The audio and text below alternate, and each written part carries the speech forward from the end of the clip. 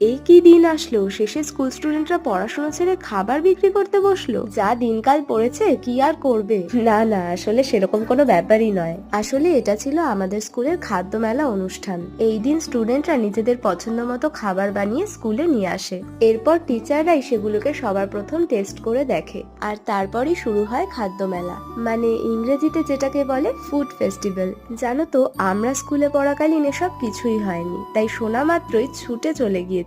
দেখতেই পাচ্ছ, এখানে পিঠে পুলি থেকে ফুচকা সমস্ত ধরনের খাবারের আয়োজন করেছিল বাচ্চারা, আর তার পাশাপাশি ভীষণ সুন্দর করে সাজিয়েছিল স্কুল গ্রাউন্ডটাকে। প্রচুর মানুষের ভিড় হয়েছিল সেই দিন। বাচ্চারাও খুব মজা করে এই কাজগুলো করছিল। আর এই যে স্কুল গ্রাউন্ডের এই হাতের কাজের মধ্যে, এটা ছিল আমাদের কুহুরানির হাতের কাজ। সবই ঠিক ছিল, কিন্তু অনুষ্ঠানটা শুরু হতে লেট হচ্ছিল বলে আমরা একটু বাড়ি গিয়েছিলাম। আর এসে দেখি নিমিষের মধ্যেই সব খাবার শেষ। তাই কি আর করা যায়, শেষে ফুচকা খেয়ে আর নিয়ে বাড়ি ফিরলাম। বাই।